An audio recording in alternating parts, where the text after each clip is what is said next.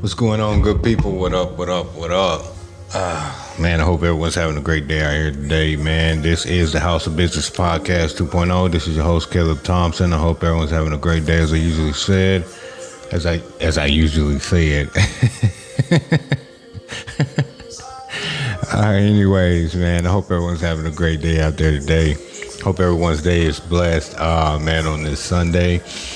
Today we have a subject for you that's going to be amazing. Let me turn this down real quick. Okay, today's subject is going to be, today's episode is going to be scaling smart. You know what? Let me let me start over with the introduction. Okay. How's everyone doing? Welcome back to the House of Business Podcast 2.0. This is your host, Caleb Thompson, and this is the place where we give you the knowledge and the tools to execute your dreams and your visions. I hope everyone's having a great day out there today. We're coming live from New York City, as we always do. You guys like, share, and subscribe to this podcast. Thank you guys for tuning in. Everyone who supports this podcast, thank you guys for the likes, the views. We're just going to continue to grow, man. As I continue to grow, man, you guys continue to grow. If you are looking to be a part of this podcast and you want to be a guest on this podcast, you can just hit the link below. And I'll make sure that I reach out to you, and we can just set up a time that me and you could talk, and we can kind of see exactly what your profession is, what exactly you would like to share with the world, and we will share our platform to make sure that you bring your expertise and your experience to entrepreneurs that are tapped into this podcast, to this channel. So today's episode is going to be scaling smart, knowing when to expand. So we want to kind of help you guys understand when to expand your business. See, when I first started off with one company, I just had a guy from India I just talked to probably a couple days ago. And what he was asking me was he has a business where he generates leads. He generates leads for different companies. Just say that you're a company and you need leads on let's say, man, Airbnb, you own a real estate company or you own some real estate and you need a couple leads on people who to target. So that's basically what lead generation is. They basically target your target market. Like, so if I have a target market full of, I own a candy store. I'm looking to expand. I'm looking to ship a lot of these candy products out in bulk, not just selling it business to business. Well, not just selling it B2C, business to customer, but business to business. But I want to sell in bulk. So what these lead generation companies will do, they will seek out companies who buy large amounts of candy in bulk. But that's just that particular target market. So I was talking to a guy the other day, and he was just kind of asking me, how do I juggle so many companies, and what exactly do I do? And you have to have the the capacity, the mental capacity to juggle all these things. And I kind of just shared with him, man, that the best thing to do is to start right where you are. Start where you are, and then after you start to kind of master what you're doing, you can start to integrate other things. So if I started off with the restaurant company, and that restaurant company started to grow, and then I slowly added the responsibilities and tasks of another company, and I started to work those two companies until I kind of got it down. And then before I could really master balancing the marketing, the cold calling, just say, man, lead generation as one, I integrated another company. So I threw myself a curveball. So I started to learn how to master all these things by learning as I went. So how can you expect to operate three different companies if you cannot juggle or you cannot integrate these things? And that's with the ups, the downs. That's with us getting products getting recalled and we having to cancel orders. That's people wanting their money back. Sometimes, before I started to scale a company, what I would do was with drop shipping, someone would order a product, which I have probably marked up. I marked the product up probably like 10%, 10 to 15%. They order the product, and then once they order the product, I go and I purchase the product from a, just say a retailer or a manufacturer that's closer to where they live so that they can get the product faster. So, but what if they want their money back? What if they cancel the product? They don't want the product. They're like, man, I don't want it. So now that I've already purchased this product, now I have to put it in inventory, but at the same time, I still owe them the money back. So why I'm telling you this is because of this. All these things are going to happen when you operate a company. There are always going to be unexpected turns and twists to everything that you do. And that's just, your company is just like life. You everything could be going good, and then all of a sudden something happens. So that's why when you are in the season of your company or in your personal life where you are ahead and you are making wins, you always have to reserve some of those wins. You cannot celebrate every win. You have to reserve some of those profits. You have to reserve some of that energy. Every time that you make a big deal, you can't celebrate. You can't, use your energy to celebrate and things like that. You have to reserve that energy and continue to work so that when the right time comes, because there's going to be a time when there's going to be a deficit. And when there's a deficit in energy, when there's a deficit in motivation, when there's a deficit in a lot of things in life, you're going to have to draw strength from that well to continue to move forward even when you don't feel like it. So, that's something that you guys need to keep in mind. But this episode is going to be called Scaling Smart, Knowing When to Expand. So we're going to give you 3 talk points here, as we usually do. I usually give you guys 3 talk points. And our number 1 talk point is recognizing the right time to scale. Now, I just went over, now going back to the guy from India, he was basically just asking me, how do I juggle all these things, and when is the right time to scale? And how do I know what is the indication that says, okay, it's time to scale this business? One thing I had to help him to understand, if you want to go from, to say, making $1,000 a day to $5,000 a day, you're going to have to, it's all a sacrifice. Sometimes, man, I work, and sometimes I don't see the result that I think I initially deserve from putting so much work in. But the truth is, everything that you do daily with your time, with your actions, are seeds. You need to understand that you never planted a apple seed and you got a full-blown apple tree with apples blossoming off of the tree the next day. So you have to understand that that ground has, before you can even plant the seed, you have to make sure it's planted in the right ground. That means that you have to build the right foundation for that company to make sure it can withstand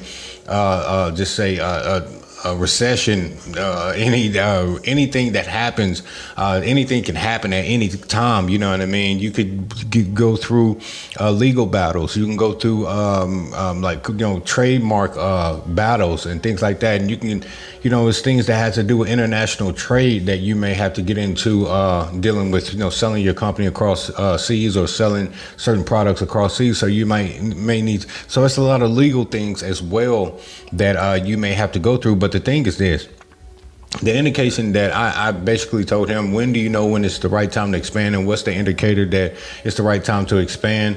The thing is that when your company has superseded the capacity, what I mean by the capacity that it naturally or it holds at this current moment. That means this: if your inventory cannot supply the demand that people are demanding from your company, it's time to expand. That means that you need to take a step back. You need to go to the drawing board, and you need to either get a manufacturer. You need to start to build a relationship with the vendor that can make sure that they can supply these products on demand.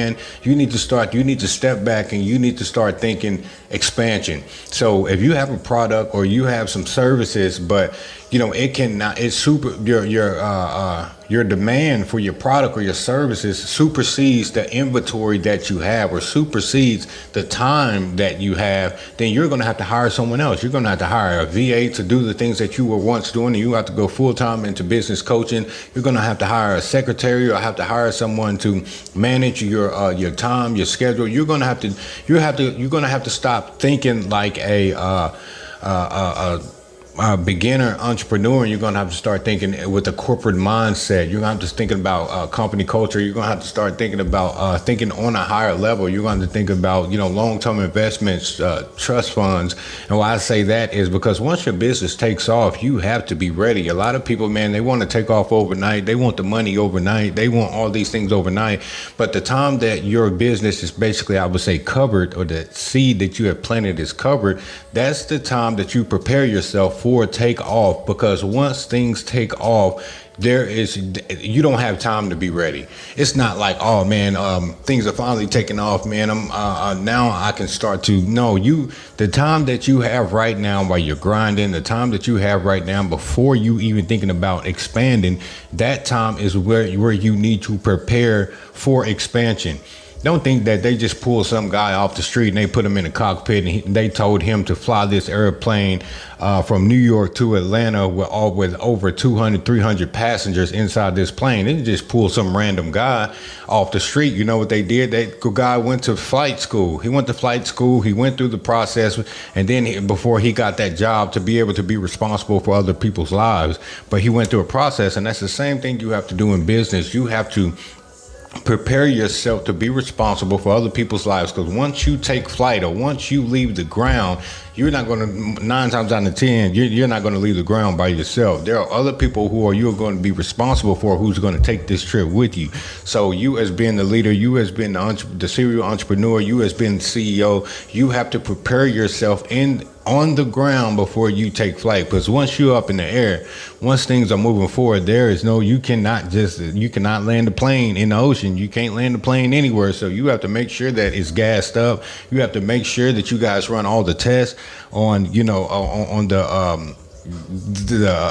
electric systems of whatever it is, that they do. I'm not an engineer, but what I'm saying is I know that they do a series of tests on every aircraft before it leaves the airline. So that's the same thing that you have to do in life. You have to make sure that you are prepared on the ground. You have to make sure that you understand the responsibility that you hold of other people's lives before you take them on this flight or on this trip. So that's something that you need to do. But to recognize the right time to scale, I believe that the right time to scale any company is right before you start to understand that your inventory or the services that you offer cannot handle the demand. Once you see that business is starting to pick up a lot, that's when you need to try to anticipate that and get ahead of the curve.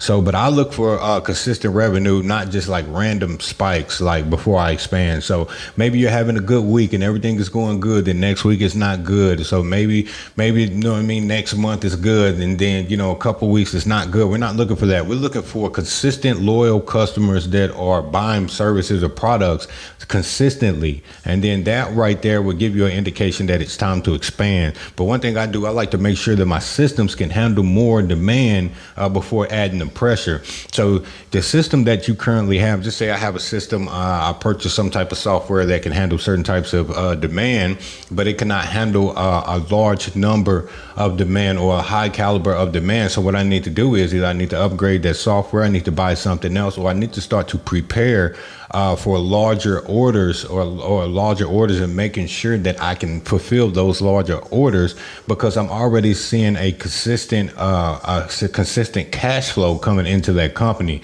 So another thing that I do, I evaluate whether my team and infrastructure are truly ready. So this is something that I was just discussing. You're not going to start flying, or you're not going to get out the ground. You're not going to go from $1 million to $10 million without a team. But I mean, a team, you're going to need someone.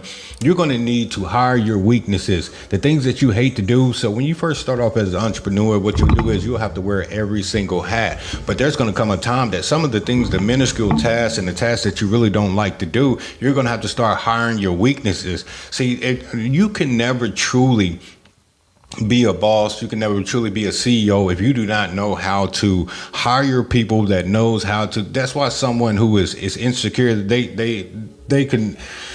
they can never truly be a leader if you're insecure, because you're going to hire someone that's the 48 laws of power says don't outshine the master, but that's not true. You, as being the CEO or being the head of a company, you need to allow people to outshine you, for the simple fact that you're going to have to understand that you're going to have to be able to have the capacity and the emotional intelligence to lead people that are smarter than you.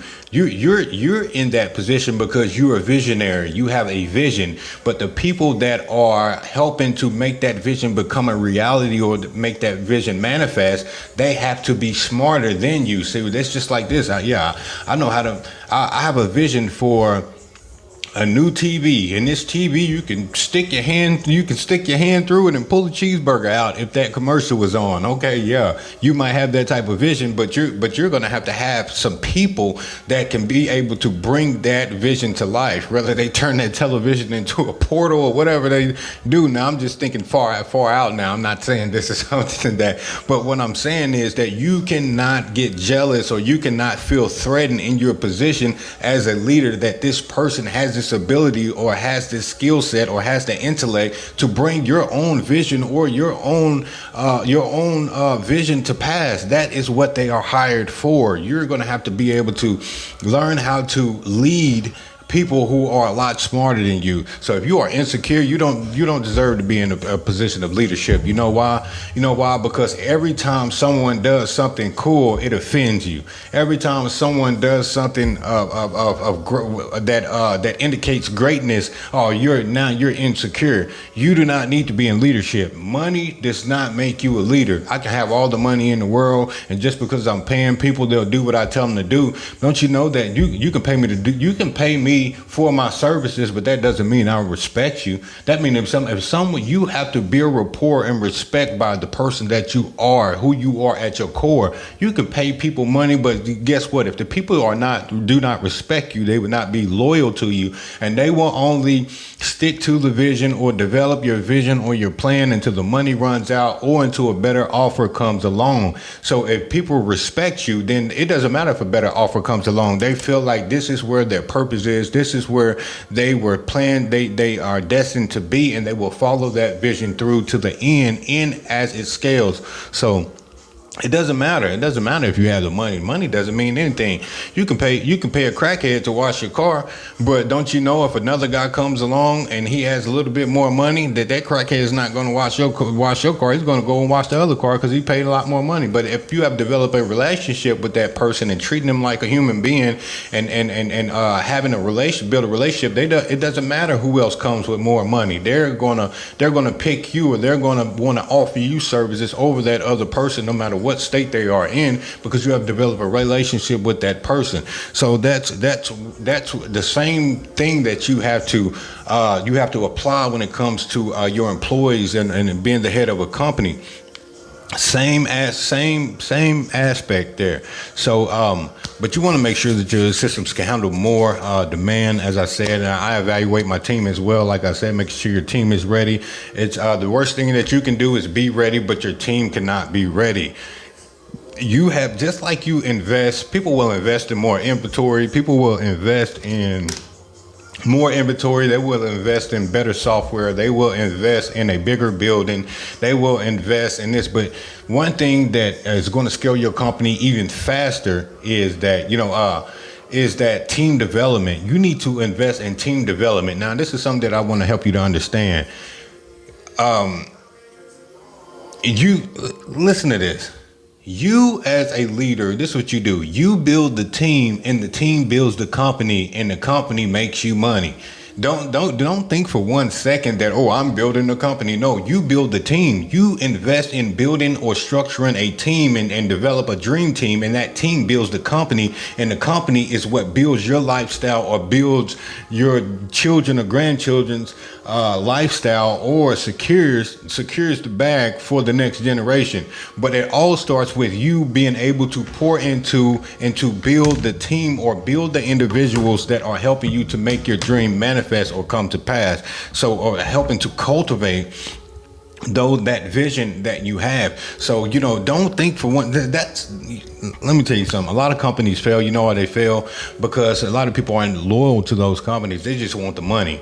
Now, yeah, you can be so rich that you can oppress people, and they know that, oh, I have to go to work and pay bills and go back to work. But that does not create loyalty. You want a company that when someone walks in the door, they know exactly what they want to, what they need to do. They know exactly where they stand, and they know that they're going to be respected. See, one thing that I have in my companies, if you ever work for me, I don't address you by your first name. You don't address me by my first name. You don't address your colleague by their first name. You address them as Mr. or Mrs. in their last name. That gives everyone a sense of respect. Some people say, I actually had one employee that's like, man, it just makes me feel old. It may make you feel old, but I'm going to let you know, here you will be respected. You know what I mean? There is a hierarchy. People have different positions. People have different access to certain areas of the company.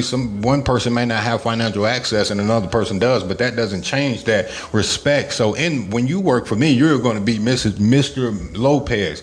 You know what I mean? I'm not going to call you Ruiz. I'm not. People don't call me Caleb. You're going to call me Mr. Thompson, and I'm going to address you as the same way.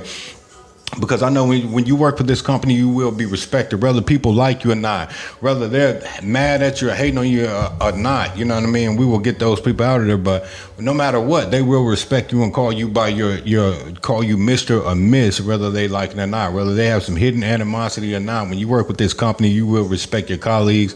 And that is the company culture that I have cultivated at each one of my companies. So people say, man, this is just a tech store. This is just a tech store. But you would think that when customers come into your store, yeah, you may be 18 years old, you may be 20 years old working at one of my tech stores, but your colleague comes in, you just be a regular family looking for some consumer electronics. But just think of the respect that one colleague has for another. And they'll tell you, man, okay, hey, Mr. Johnson, man, we can find this in the back.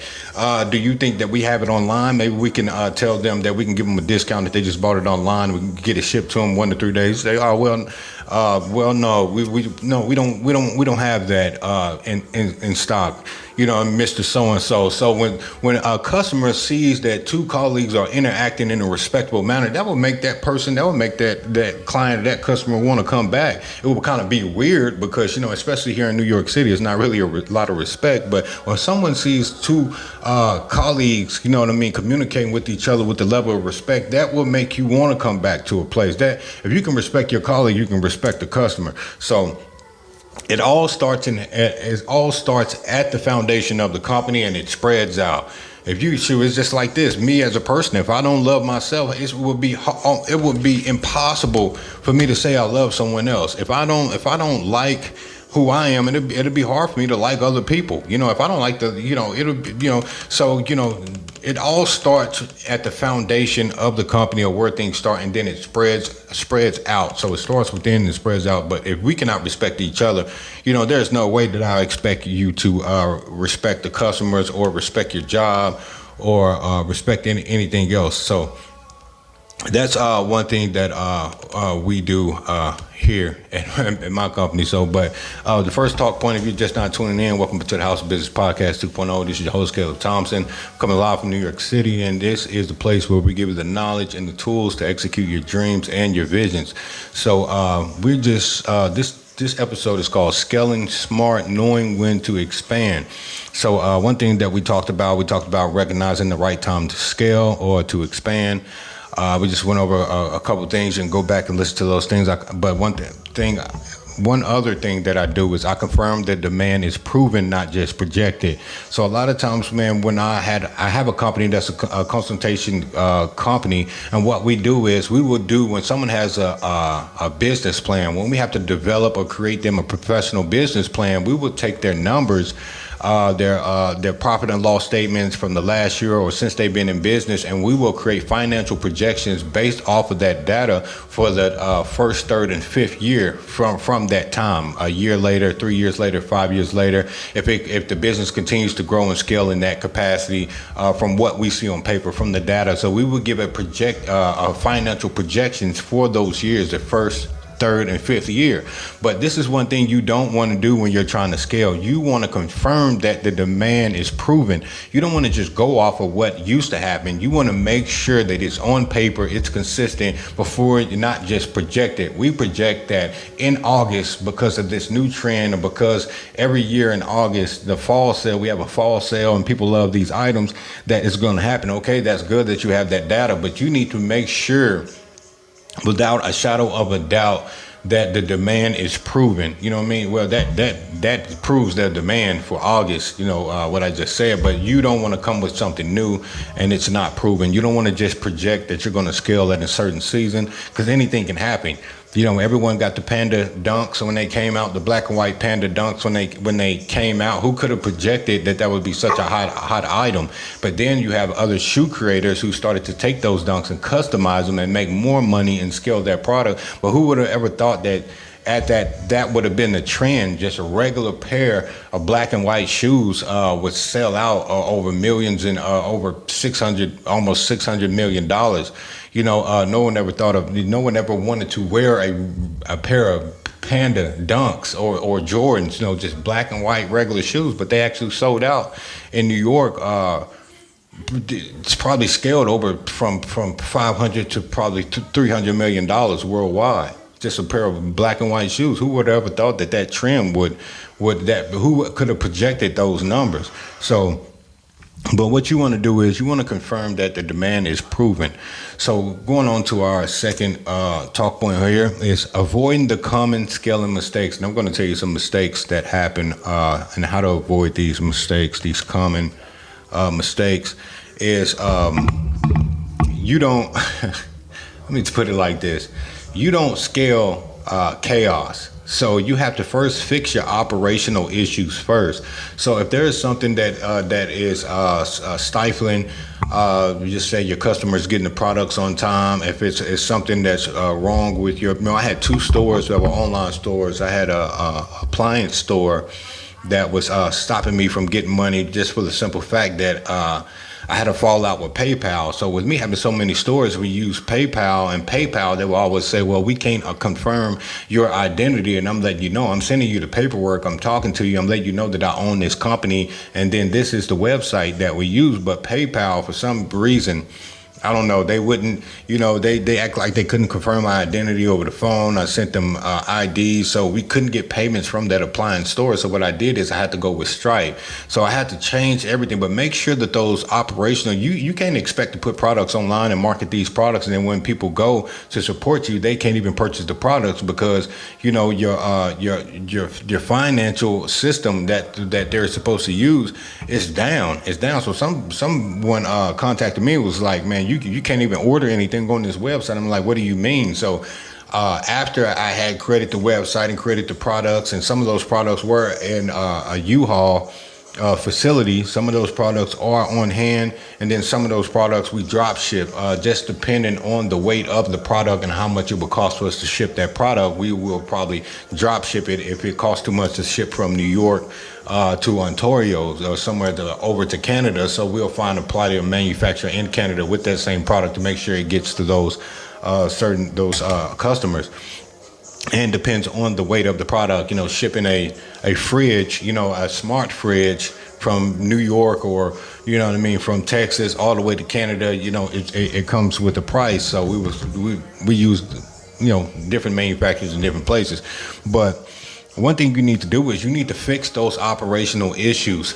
Are people having a hard time contacting you? That means that you need to come up with a phone line. You need to come up with an email address where people can contact you if they're having any issues dealing with your products or dealing with your services. And you want to make sure that the notifications are on, and they are urgent notifications when it comes to your company. You don't want to have to answer back to an angry customer 3 days later because you didn't get the notification. You want to make sure that you can address those issues as soon as possible to make sure that you keep that, you not only build, but you continually have that rapport with that customer. They can say, yeah, man, I may have got shipped the wrong product, but I can tell you what, when it comes to fixing certain things or certain products. They reached with. I got in contact with them.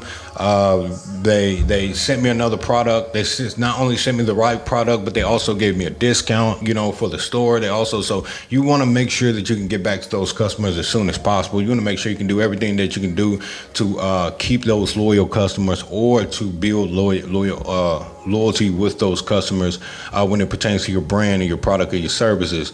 But I like to protect cash flow as well, so growth doesn't really create financial strain. Like I was just talking about how sometimes when you first go into business, you're going to start, especially when you go into business, you can create a online store with just drop shipping. You can make $1,000 a week just drop shipping products that you do not have in your house. You don't have the products. You don't have the products in a storage like I have. Some products I have in a storage, and that's because that I may want to put a sticker in the bag. I might want to put a logo sticker in the bag. I may want to put a small note in the bag before shipping those products. So you're going to have some products on hand, but for the most part, you can start up a store and put products on your store that you can drop ship, and you can mark up the price 20%. Someone can go to your store just because of the funnel or the way that the way your content is or the way that your store is set up, and they can want to buy from you. One thing that I've learned about online shoppers is sometimes people have time to compare prices. They might compare your prices to one or two stores, but for the most part, when I'm looking to buy something online, I do want the right price. But if I need it urgently, I go more with convenience. Convenience is that this is the first product that I'm looking for. It popped up. I need it right now. I really don't care as much as it costs. I may look at one other product that's similar to it and see if I can get a better price. But if not, I just kind of go with what I need at that moment because it's urgent and it's shipped from 1 to 2 days. So a lot of online shoppers, a lot of people don't have time to sit there and just go through different stores and trying to find the best price. And probably your store and probably 1 or 2 more stores, they may compare prices. But other than that, because of the convenience, people will pay your price. So I can mark up a fridge 20%. They'll order it from me. We can drop ship it from another company. I can buy it from another company, and then I can keep the profit. I can buy it from another company, put their information in online. It'll be shipped from that company straight to their front doorstep. They will communicate with me if anything is wrong. I'll communicate with the manufacturer to see if we can get it fixed. If not, I will go out of my way to make sure I can give them a partial discount or see it while still helping them to exchange the fridge with the manufacturing company. So, just certain things that you could do, but you do not scale chaos, man. If things are not in line, if your foundation of your company is not secure, do not look on expanding. Fix the operational issues first. So, and try to avoid expanding just because competitors are growing. That's one thing you can't do. You cannot compare your company with someone else's company. I'm going to tell you something. A lot of people will buy from you because you are authentically you. Some people don't buy from a store just because it's a thrift store. Just because it's a thrift store, people don't know anything about your vision. They don't know that you donate 10% of your quarterly profits to a nonprofit. They don't know any of that stuff. People will buy from your store just because they can feel that vibe or that aura or that authenticity from you. Every person has a tribe. Every person has a energy signature. Some people will buy from you just because they identify with who you are energetically. It doesn't have anything to do with, I have the best store on this side of the Hudson River. It doesn't matter about any of that. Man, I can walk into a thrift store and buy everything in that thrift store, but I won't even go to the other stores just because it's not drawing me in. You know what I mean? So it's certain things that you can do by just being yourself, and people will be drawn to you. You can be the best person in the world, and you could be Bill Gates, and people are drawn to you, or you could be Hitler, and people are still drawn to you and will still execute your vision on this earth. So that's what I'm saying. You can be Hitler, or you can be Warren Buffett. It don't matter who you are. People are still going to be naturally drawn to you by your authenticity, whether if people's outlook on you is a horrible person or a nice person. But you use exactly who you are to scale your business. despite what happened. People are going to be naturally drawn to you in one way or another. It doesn't matter, but you have to be authentically yourself, and the business can run itself. Meaning drawing in customers energetically.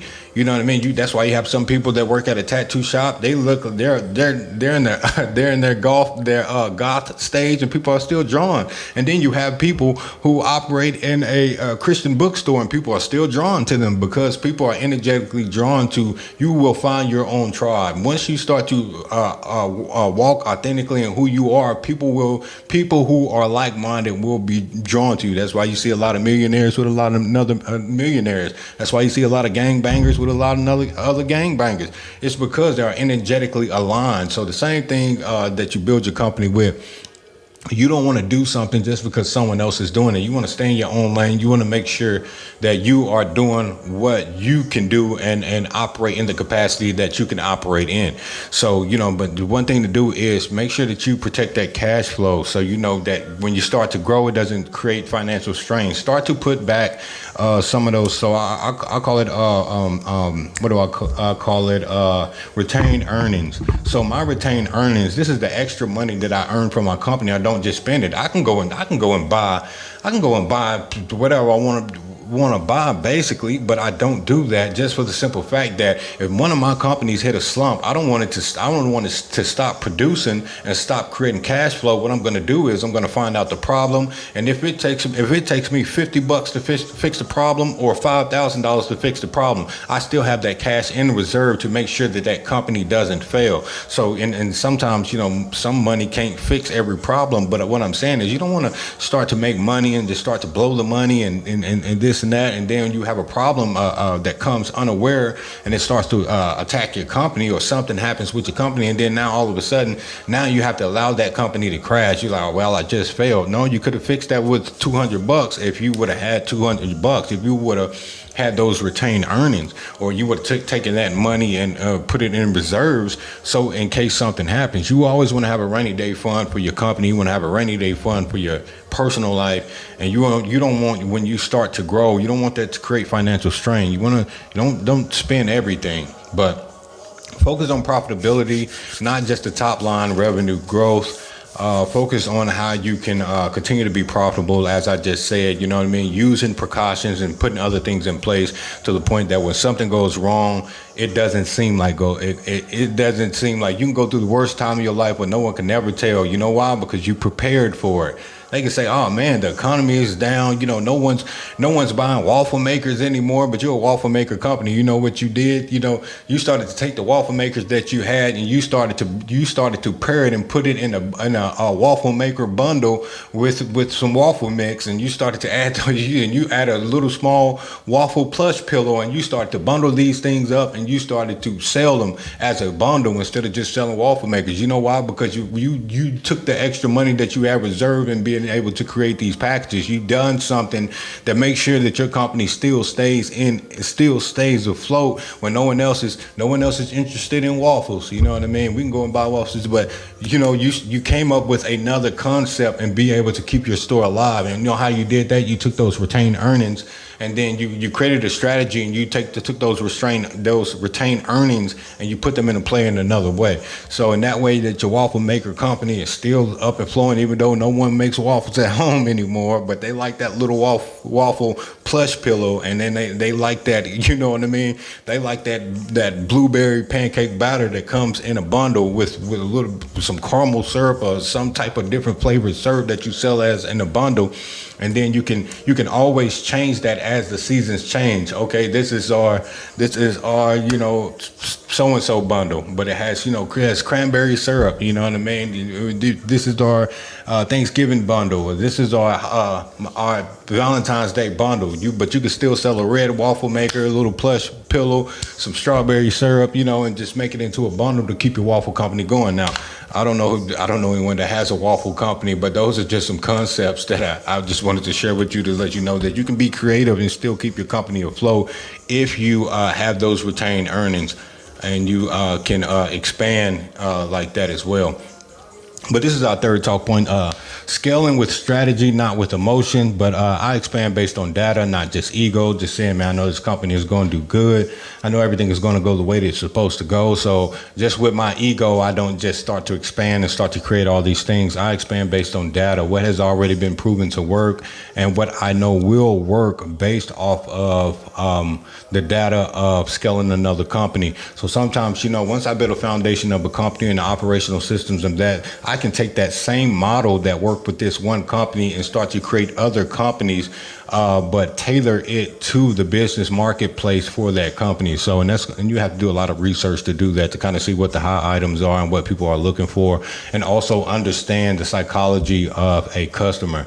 How a customer thinks, how a person thinks when they buy certain products, and you have to get in the mind of that customer. That's a whole another thing. Talking about sales, we'll probably do something about sales probably next week. The psychology of a consumer and how they think when they want to buy products. But I build scalable systems before hiring aggressively. So you have to make sure that your system is set in place where you can handle the capacity. You don't want to hire 10 people when no one knows what they're doing. There is not a system set in place for people to not only make it to this point, but this system is scalable to the point that even if we hit past $10 million, you will still, as the people grow, the system grows as the people grow. It's not just a system that will help us get to $1,000, and then once we get there, no one else knows what to do. We don't have anything left in the system to help us to scale or to go past that. So we're stuck there. So you have to recreate that system, or you just have to modify that system where it builds a system that helps you to scale to the point that you want to be. So when you create a system, you want to say that this company, even though we haven't made any money, I want to make sure that this company scales to $10 million. So you have to build a system that already has the outlook of being able to generate that much revenue. So, if you want to make $10 million a month or a year with a certain company, you have to build a system.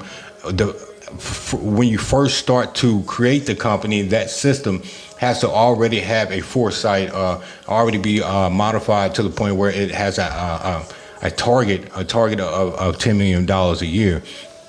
So that way, and then once and as you go along, I want you to understand this too. No system is perfect. No system is perfect. You're always going to have to see what works. You're going to have to modify certain things and customize certain things according to your products, your services, according to certain trends, according to seasonal products, according to certain things that happen, what make you have to modify that system so you can be able to scale. And that's why you hire people you hire your weaknesses and people that think kind of like you think and kind of help you with your vision and help to, maybe, tuck this in, to stretch this out and things like that. So people will come along and they will give their opinions on certain things that help the business run good. Take those things into consideration, but do not let other people's opinion make you to abandon your original mission. If there's something happens and it helps to expand the mission and helps to expand certain things that you have already thought of, that's good. But make sure expansion aligns with long-term vision. As we just said, you build a system, you build the foundation of the foundation of the company.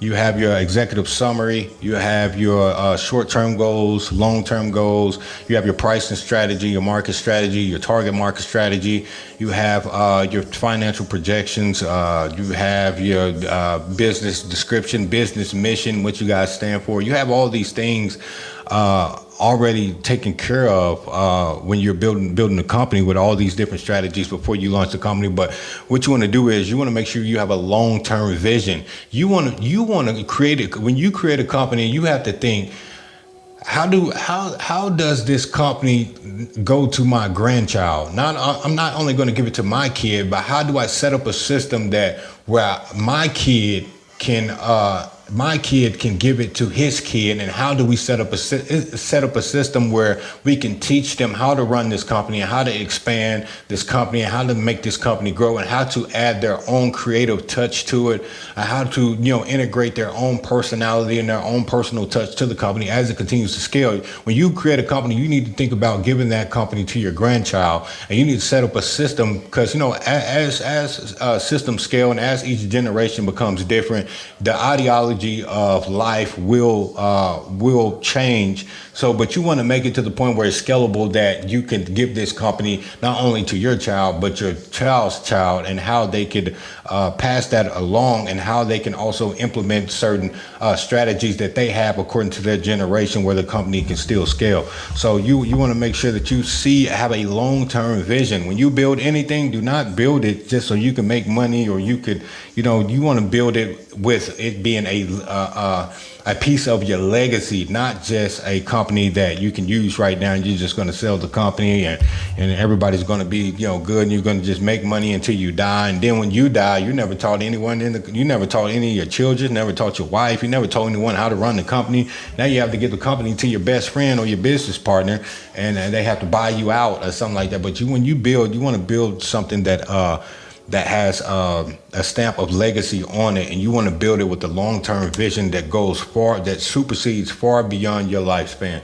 So once again, man, I just thank you guys for tuning in to this message, to this episode. It's called Scaling Smart, knowing when to expand. We went over 3 talk points here. Number 1 is recognizing the right time to scale. Number 2 is avoiding the common scaling mistakes, as we went over. And number 3 was scaling with strategy, not emotion.